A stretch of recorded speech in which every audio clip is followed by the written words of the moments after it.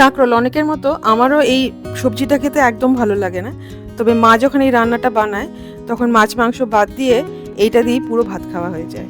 Hello, নমস্কার, welcome to it's by Madhulika, easy and tasty recipes by Madhulika. আমার রান্নাঘরে আপনাদের সকলকে স্বাগত। আজকে আমি বানাচ্ছি কাঁকরোল দিয়ে একটি রান্না, কাঁকরোলের মালাইকারি বা নারকেলের দুধে কাঁকরোল। বাজারে এখন খুব ভালো কাঁকরোল পাওয়া যাচ্ছে। বাড়ির লোকেদের একটি অন্যরকম এবং সুস্বাদু রান্না করে খাওয়াতে এই রান্নাটা অবশ্যই করবেন। তো চলুন রান্নাটা শুরু করা যাক। প্রথমে আমি নিয়ে নিয়েছি 200 গ্রাম কাঁকরোল। গোল গোল করে এরকম টুকরো করে নিতে হবে। কাঁকরোল কেনার সময় দেখে বেছে কচি কাঁকরোল নেবেন। আর যদি কাঁকরোল কচি না হয়, বীজগুলো যদি শক্ত হয়ে গিয়ে থাকে, তাহলে বীজগুলো বাদ দিয়ে রান্না করবেন। গরম মশলার মধ্যে দারচিনি 1 ইঞ্চি আর 2টো এলাচ আমি এরমভাবে থেতো করে নিচ্ছি, যাতে তেলে দিলে না ফাটে। কাটাকুটি শেষ, এবারে রান্নাটা করা যাক। আমি রান্নাটা একটা কড়াইতে করছি আর সর্ষের তেলে করছি। আপনারা যদি চান সাদা তেলেও করতে পারেন।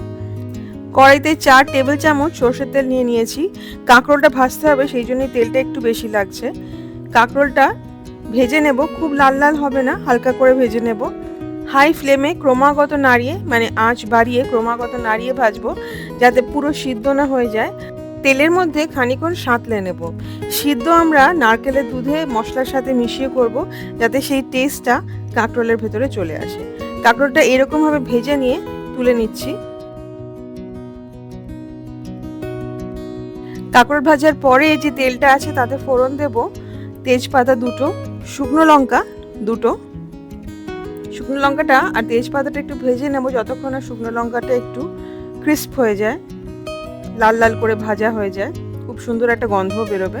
এইবারে দিয়ে দেবো গরম মশলাটা। গরম মশলাটাও সুন্দর গন্ধ বেরোনো অবধি ভেজে নিতে হবে। ফোড়নের খুব সুন্দর গন্ধ বেরোলে এবারে দিয়ে দেবো এক এক করে মশলা। প্রথমে দিচ্ছি নুন, স্বাদ মতো নুন। আমি এখানে 1 চা চামচ নুন দিয়েছি।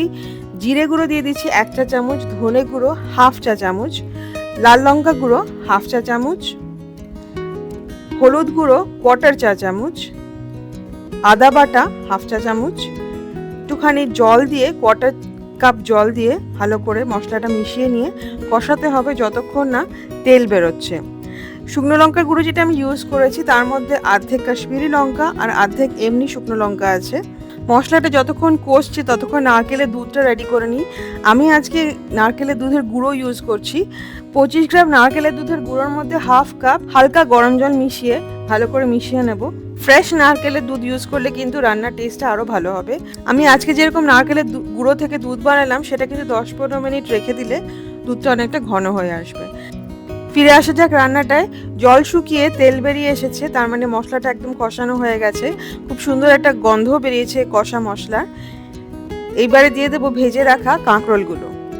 কাঁকরোলগুলো দিয়ে মশলার সাথে 2 মিনিট মতো ভেজে নিতে হবে। কাঁকরোল ভাজার যে তেলটা আছে সেটাও দিয়ে দিলাম। তেল কিন্তু অনেকটা কমে গিয়েছিল, আমরা আলাদা করে আর তেল দিইনি, সেই জন্য ওই তেলটা কিন্তু নষ্ট করবো না, ওটাও দিয়ে দেবো। দিয়ে 2 মিনিট ভালো করে ভেজে নেব। এইবারে দিয়ে দেবো নারকেলের দুধটা, ভালো করে মিশিয়ে নিতে হবে। মশলা আর নারকেলের দুধ ভালো করে মিশিয়ে নিলে দেখবেন ঝোলের রঙটা বদলে গেছে।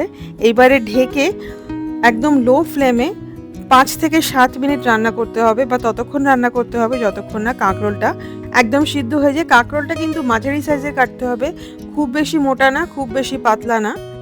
মাঝারি সাইজের এই জন্যই কাটতে হবে যাতে কাঁকরোলের ভেতরে মশলা নারকেলের দুধের স্বাদ ঢুকে আরও সুস্বাদু করে তোলে কাঁকরোলটাকে।